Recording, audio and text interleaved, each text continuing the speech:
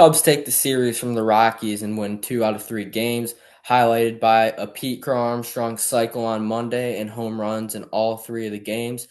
In today's episode, we'll address Edward Cabrera's continued struggles, the bat's inconsistency, in this upcoming homestand with the Blue Jays Friday through Sunday.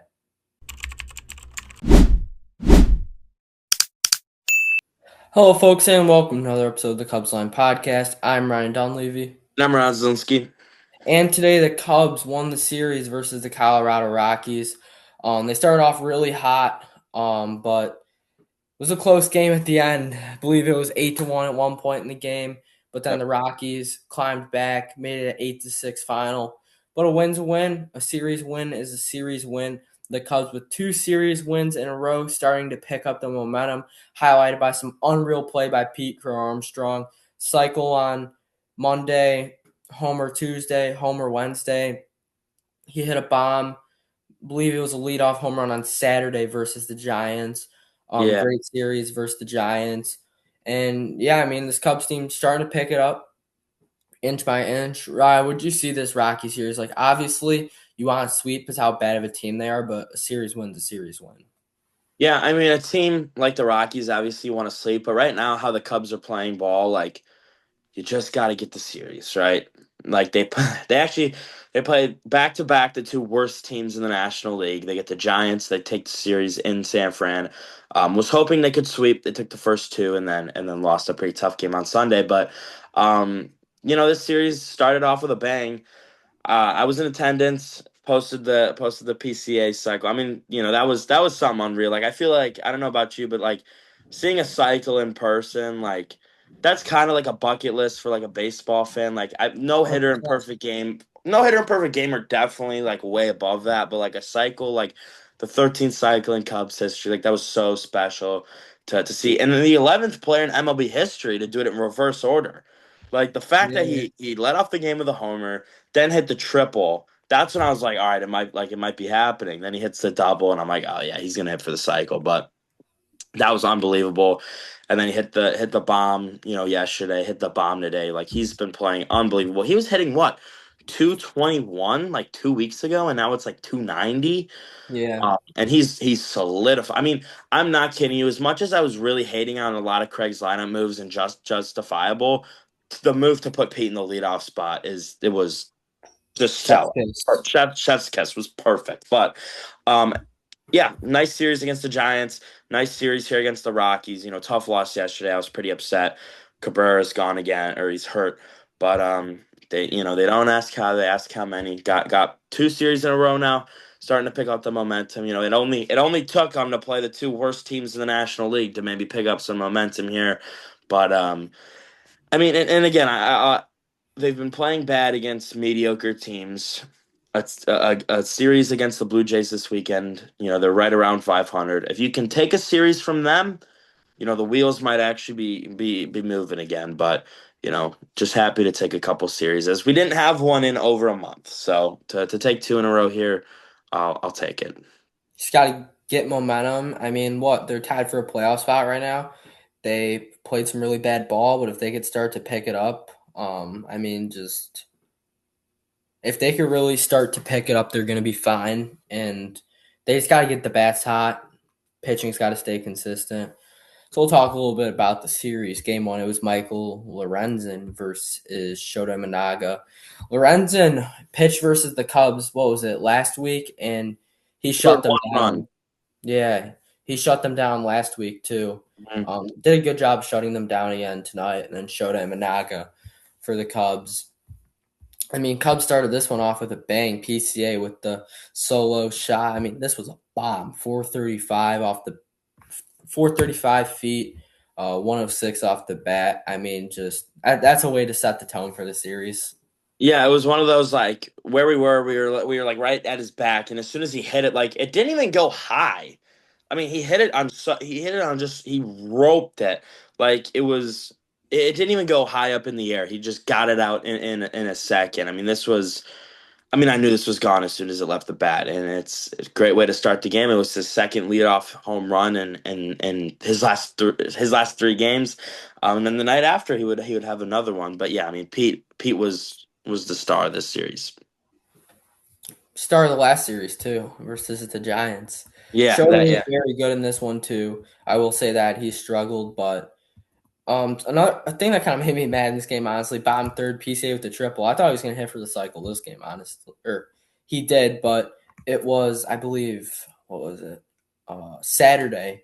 He was a triple away. I thought he was going to Yeah. get it then. Yeah. Oracle Park's like a prime field to hit the Oh cycle. yeah, you hit it out into right center field. It's literally called triples alley. Like with Pete.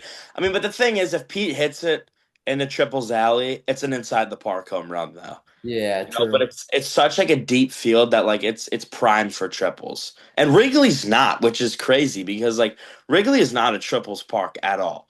And Maybe you the right field corner. maybe the right field corner, but you need to get lucky. And he did get lucky. Like the ball he hit, I thought it was gone again. And then it hits the top of the wall, bounces up, back toward the infield a little bit. Like that's kind of how you need to get lucky. And it's crazy to me that he didn't do it in San Fran, but did it at Wrigley. Yeah. But that kind of made me mad. Obviously, he knocked out the triple, but Cubs had a runner on third, no outs, couldn't get him in. Like, I Hmm don't know how that happens. It's the 2026 Chicago Cubs. That's how it happens. True, you're not wrong about that. And then bottom of the fifth, PCA knocked out the double. Still cannot convert him with runner on second, one out. And then your guy came in the game just because you were in attendance. Craig felt like putting him in with two runners on. 88 came in the game. Yeah, thanks, Hit a, Craig. I was hit a batter, walked a batter. Then he got a ground up, but still sucks. yeah, I was definitely trying to let Craig hear my opinion on the move. It was when I say Shota is dealing, and I got to look up at the screen in left field. You know what I'm talking about? The Yeah, little screen in left field, and I got to see 88 Matton in the bullpen. Do you think that made me feel good? not Do you one bit. think do you think that Not made me feel one bit. like we were gonna win this ball game? Nope. It was yeah, no, it was not a good thing. And then seeing him run out of the bullpen, he doesn't even look like he should be an MLB pitcher. He looks like a 35-year-old dad that's like an accountant. But Might might he be time didn't to get a 9 to 5. yeah, he didn't lose the game. So thanks, but I believe he gave up one though. He did. Yeah. All he had to do was getting out. Gave up a run. Just Yep. typical. And the hit batsman was, I believe, either a 1-2 or 2-2 count too. So Sounds good. does sound. Oh yeah, it sounds about yeah. Uh-huh. And then I do want to talk about the move for Thielbar. They bring in Thielbar. Last year I would have been like, oh, we're out of the inning. This time there. This year he's just been very inconsistent. And Cole Carrig or Cole Carrig, is it Carrig or Carrig? Carrick, I believe. Carrig. He comes up. I mean, he got called up like what 2, 3 weeks ago. I think might have been a month ago, Yeah. and he's been hitting well against lefties, and Thielbar's been kind of shaky against righties. Didn't really like the move. Thought they should have brought in either E-Rob or Jay Webb or anybody. But I was a little upset. He was an out away from getting out of it, with two guys on, and then seeing that absolute missile just disappear into the night. Then he's, trotting down the line. He literally, I'm watching the ball. He bat flipped so high that the bat literally like went into my vision of the ball. I mean, I would have thought this is like a World Series game the way this kid celebrated that home run. I mean, he threw the bat as high as he could. Um, Take that L, buddy. You still lost the game, but I wanted to know how you felt about that Thielbar move because I was a little shaky about it just because of how inconsistent Thielbar's been and the matchup, how Carey's been, Carrig, whatever, against lefties. Yeah, I was going to talk about that, but first Mo Baller walked. Matt Shaw put one into the right field corner, kind of what we were talking about. So the Cubs took the lead there 2-1. Inning after that, Webb came in, did a good job there. Bottom of the seventh, Rockies made a bunch of changes. That's when PCA got his cycle. And Cubs fashion got picked off the next pitch, though. I'm not kidding you. My celebration had not even stopped. I was still like looking around, just like videoing the crowd. And then my friend goes, "Oh my God, he got picked off." And I was like, dude, how can you do that? Yeah. Like you can't hit for the cycle and then get like a pitch didn't even go by. That was the funniest thing to me, and that was just like the cherry on top. Like there wasn't even a pitch. Like he didn't let everybody get settled down. Like he literally took first base, took his lead, and immediately was picked off. Like that was just such 2026 Cubs fashion right there. Yeah. But about the Thielbar move, I do like him coming in for Rumford, big lefty. You get that out. You walk Goodman, he's their best hitter. I'm fine with that. You get the out on Johnson. I say that's when you pull the plug, bring in a righty. He I got his agree. two That's outs. exactly when he got the Got two out outs. Yep. Rumford. I would even go Palencia here, go for a 4-out save. There's nothing wrong with that. I really didn't like this move though at all. Thielbar has struggled big time versus righties. He's a wicked curveball versus lefties, but I mean it just kind of sits for righties if I'm going to be honest. With So righties, it's just floating right in front of you. It yeah, kind of, yeah. I I don't. didn't like this move. And Yeah. then bottom of the eighth, Rammer with a single. I mean he's been playing some great ball. And then Conforto walked PCA with the sac fly, so you get a run back. Good job manufacturing a run, and I think they had him loaded, and Bushy struck out. Um, but He then struck out a in, ball way over his head. in the ninth, Danny P was hurt, but still struck out 3 guys in a row. Top of the ninth. Then we'll talk a little bit about this inning. Sale worked a walk, and then Happer got on by a fielder's choice. No, he threw the ball into center. It was labeled as a fielder's choice. I was Yeah. So what happened was Sale was on. Hap hit a little dribbler to the left. Who was pitching? Was it um oh God, I can't even think of his name. I'm blanking. But it was to his left. It was a little chopper, fielded it. If he fields it cleanly, like Hap doesn't have the speed to run this out. But he throws it, and as soon as he threw it, I mean, I was like, "Oh my God, he threw it away!" But yeah, he threw it into center. Seiya went to third, so I don't. They didn't say that was an error. They said Hap reached on a fielder's choice. Seiya Suzuki got to third on the air. Oh, okay. Okay, I And guess that then makes sense. Nico walks. You have him loaded, no outs. Rammer with a really good at bat worked it to 3-1, and then he was just sitting on a fastball. He got the fastball, took it to the opposite field, 102 off the bat. Good hold there by Quentin Berry. No need to risk that send.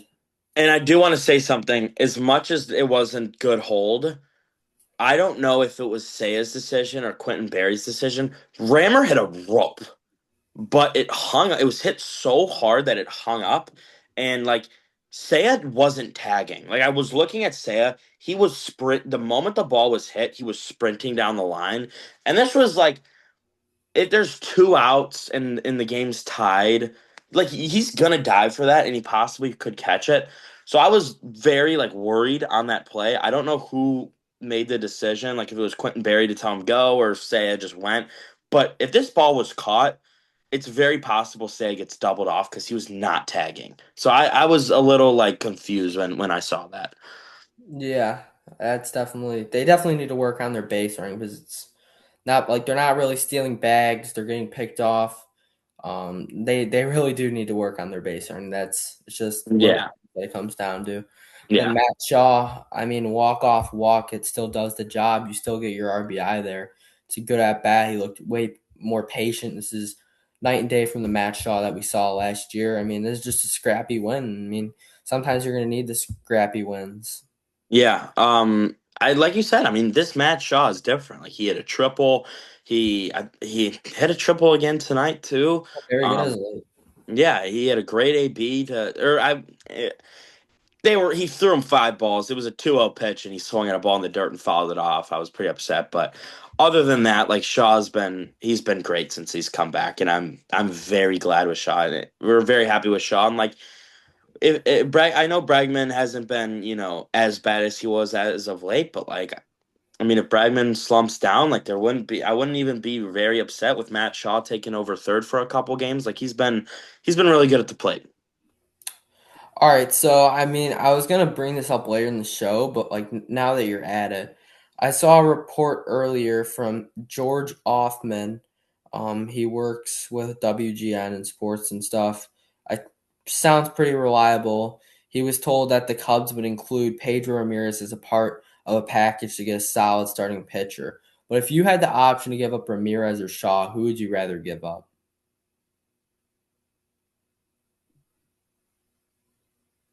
I like.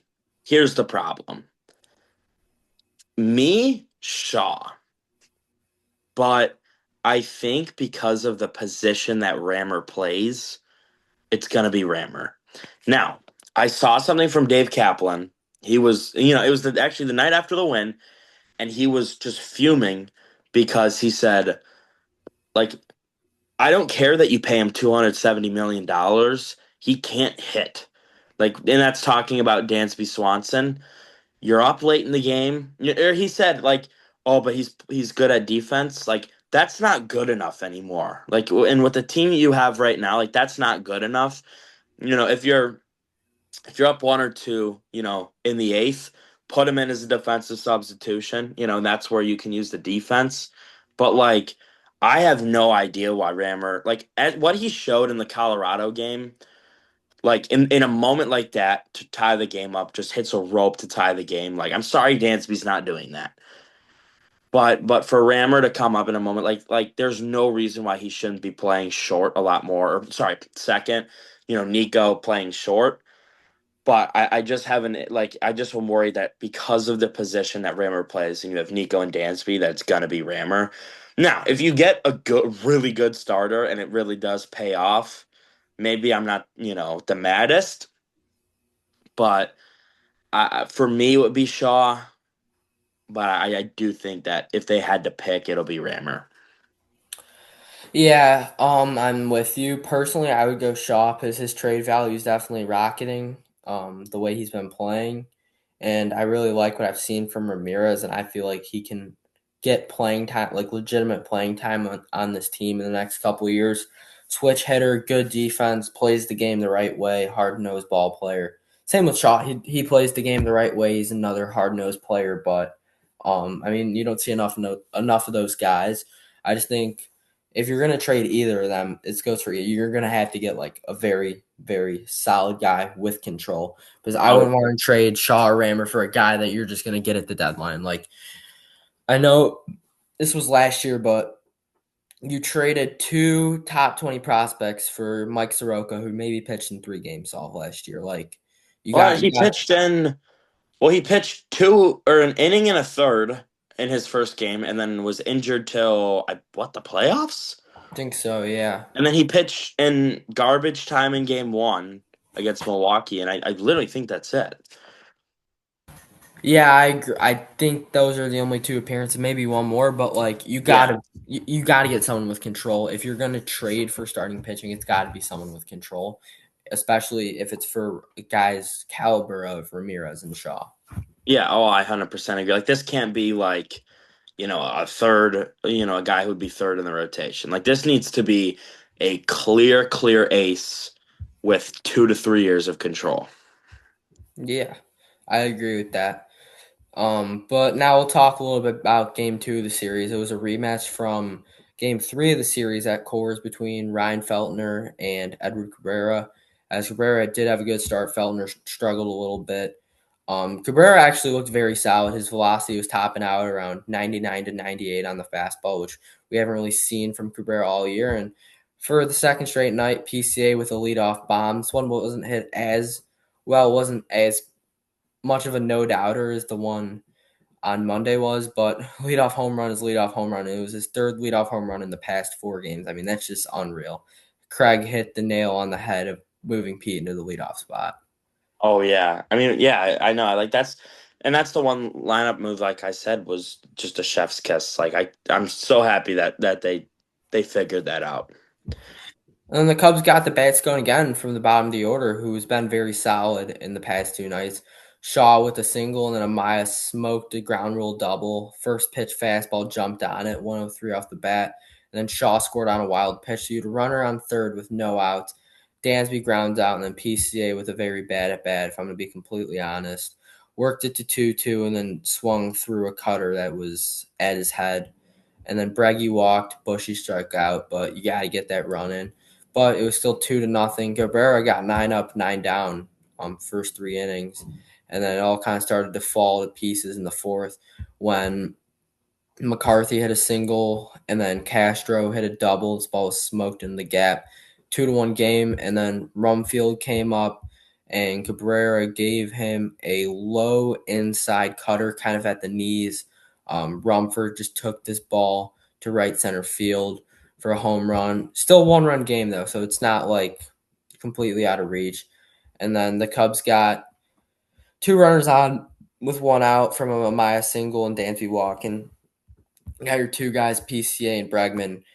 PCA was another rough at bat, and Bregman strikes out. Like when your two guys come up with runners and scoring, you got to find a way to get runs in, especially in a 1-run game. And then Cabby walked two guys, got a strikeout, came out of the game injured. Believe it was a hand cramp, so he should be fine. Rawlson came in, first pitch, McCarthy with a little bloop, loaded the bases, and then wild pitch went off the shin pad of Amaya. Believe it was Sullivan who scored, and then Castro hits a ground ball, smoke to Dansby. Dansby looks over, runners already at home, so he gets the out at first, makes it 5-2. And then after that, it was a pretty boring game. A lot of three up, three down. Cubs got in some trouble in the top of the seventh, but Thornton got out of it. They really didn't work any offense besides in the bottom of the seventh. Bregman walked, and then Saya smoked a ball down the line. Hap grounded out, though, on the first pitch that he saw. And then after that, the game was just pretty much over. No real fight from his team in the late innings. So the Cubs dropped this ball game 5-2. I mean, we're saying it over and over again. Edgar Cabrera's got to start producing because now he's sitting at 4-4 with a 5.21 ERA, and it's his second time being injured in three starts. Like he's really got to start being better because you paid big value. He has an 8 ERA in his last 7 games, and Cabrera really needs to wake up. This has been pretty pathetic from what we've seen from him in the sample size of this first half. Sit him down for a month. I mean, Assad's starts have been all right, since since he's seen time. Who do you call up though? Then because Boyd will be back in Um, about a week. Actually, no, Boyd got hurt again, so oh, that's right. you don't have anyone to call up. If I'm going to be completely honest, you kind of have to bite the bullet unless you want Jordan Wicks starting games again. Yeah. I mean, yeah, you can't do that. So Just going to have to tough it up and find a way. yeah, I just hope that it's not like a hand cramp that turns into something bigger, and then he gets hurt again, and then he's out for the season. I mean, I know that's very unlikely, but it's happened before. But yeah, he's got to figure shit out because we gave up a lot for him, and right now it's not looking like it's paying off. I know Owen Casey's struggling, but he's also younger. Like he's going to develop eventually. Casey on the year right now is hitting 209 with 7 home runs, but he started off really hot, but he's been struggling big time as of late. But we'll talk about tonight's game. Cubs won 8-6. Cubs started off really hot in this one. First inning they couldn't get any, but second innings when they really exploded. Bregman walked, Hap hit a single, and then Shaw hit a triple into the corner again. This ball was smoked into the gap. 2 runs scored on this play, and then Carson Kelly came up after the nice double to the opposite field corner. And then Dansby with a home run barely got out, but Dansby really needed this swing. Made it 5-0, and then Nico with a single, Seo with the double, made it 6-0. Bushy with the single. Braggy gets the sac fly, so 7-0 after 2. I mean, how good were you feeling after just seeing this team explode for a 7-run second inning? I feel like they've been waiting for just like a big inning. Yeah, we haven't had. I mean, we've had some blowouts, but we haven't had. I mean, not really, but we haven't had like a Blowouts big. against us, maybe, but Yeah, yeah, yeah. Like 18-3 against the second worst team in the National League. But um, yeah, we were in big need of a huge inning, like a 6+ run inning. Finally got that. I was feeling really good. I was like, all right, hopefully they can just settle and win this ball game.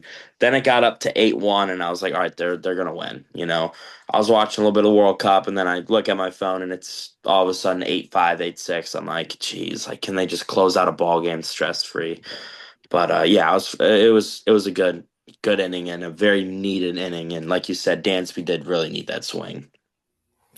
Yeah, he did need that swing. That was huge. And then Sterling Thompson hit his first career home run in the top of the third, made it 7-1. I mean, the bats did slow down after that, except PCA with a bomb. I mean, he's just What's so new? good. What's new? He's just so good. Um, and then after that, I mean, Thompson with his second home run. He has two home runs in his big league career, both of them against the Cubs tonight. And then, I mean, just pretty boring game from there, if I'm going to be completely honest.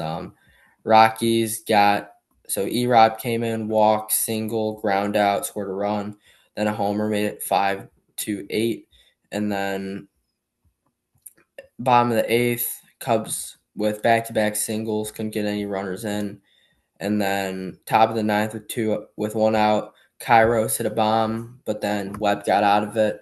So kind of talking about the closer spot. Who do you want closing games right now with Palencia back on the 15 day? Um, Probably go with, I mean, Jay Webb or I mean maybe even Milner. I would go Webb. He has the velocity and he's been pretty solid as of late. Yeah, I mean, it's not like they have a guy like on the roster now that's like remember like last year like how like Brad Keller could fill in. Like it's not like they really have a guy like that. So you kind of just got to roll with what you have. But I think yeah, like the number one is Jay Webb to step in that role. Yeah, I would go Webb. But series win is a series win, side with a very solid start. Cubs with a well needed off day tomorrow. Um, do whatever you need to kind of relax, honestly. Yeah, Just take a seriously. day. Honestly, take like I remember last year, like they went on the boat like to just in downtown Chicago, like do something like that. Just get your mind off the game and like just reset. Yeah.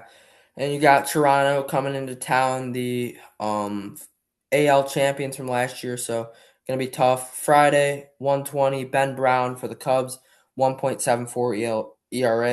It's been their ace this year. Win, that's a win day. Versus Kevin Gosman, who's 4-4 with a 3.41 ERA.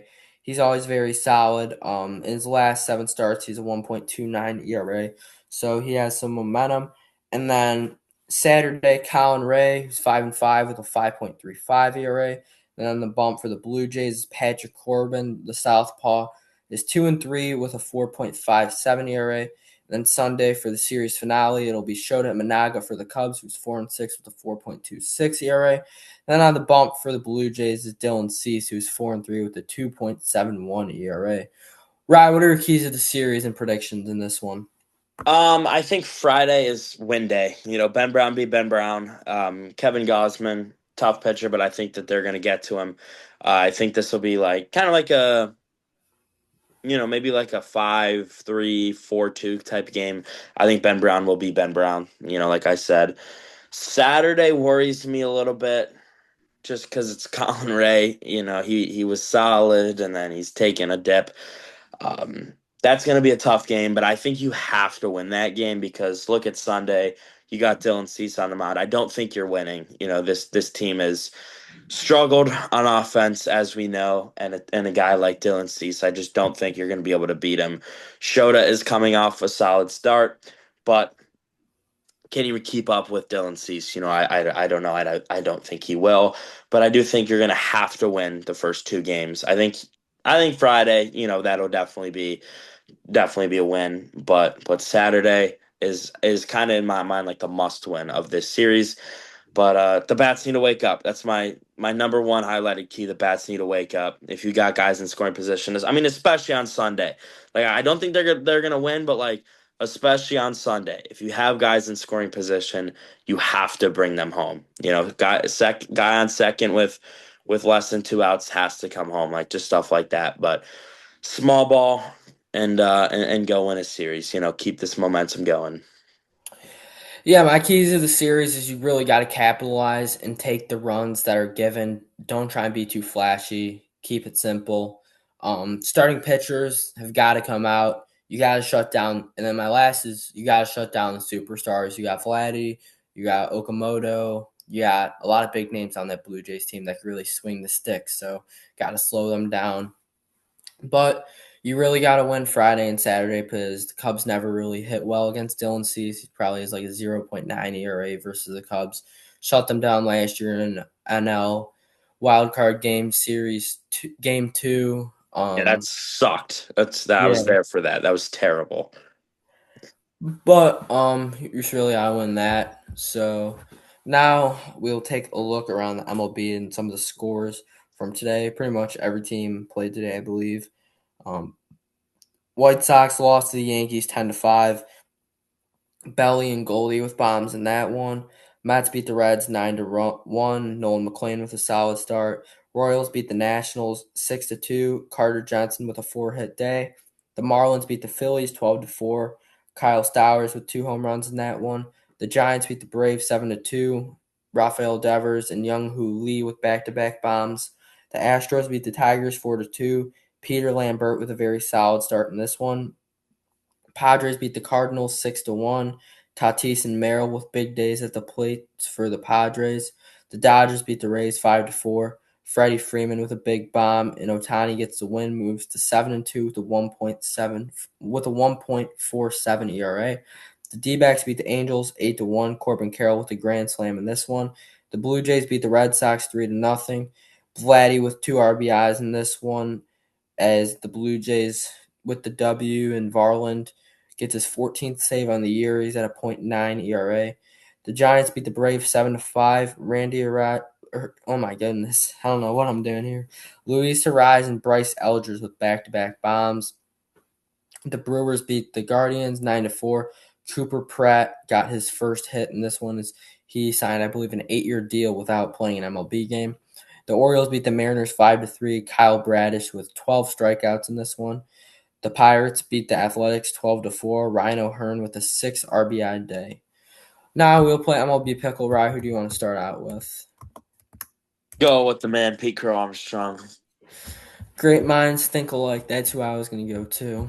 Finally, a Cub deserves it. Yeah, it's been a while. All right, in the NL, 24 years old, probably righty. All right, I'm going to go Glasnow, see if we get a starting pitcher or division.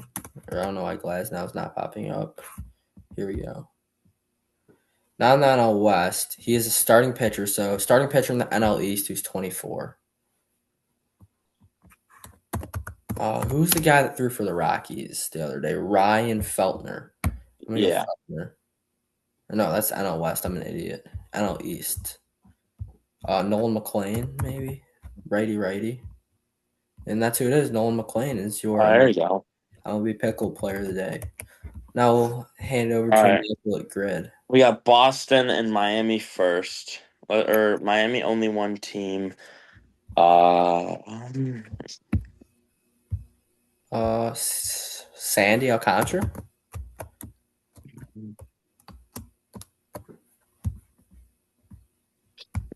No, it's not Sandy. Yuri Perez. How about that?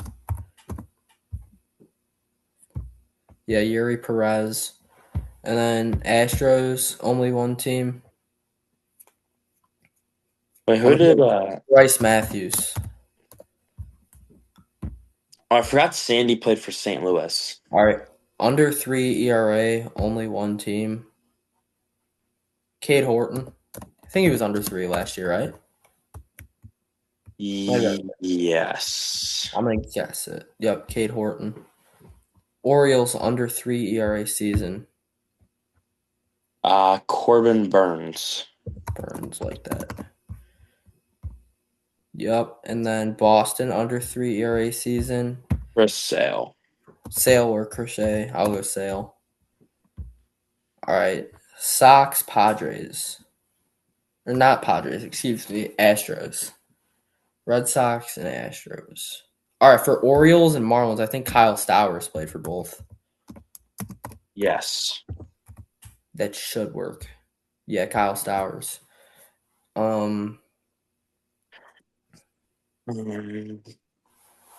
don't want to keep you guys here all day. I'll see who the most common are. We got a good amount though today. Pretty low rarity score as well. Josh Beckett for Miami and Boston, Roger Clemens for Boston and Astros, and then Trey Mancini for Astros and Orioles. Thank you guys for tuning into today's episode. No episode tomorrow. We'll be back with you guys on Friday recapping Cubs versus Blue Jays game 1. Signing off, Ryan Dunleavy. Ron Zumsky. See you guys next episode.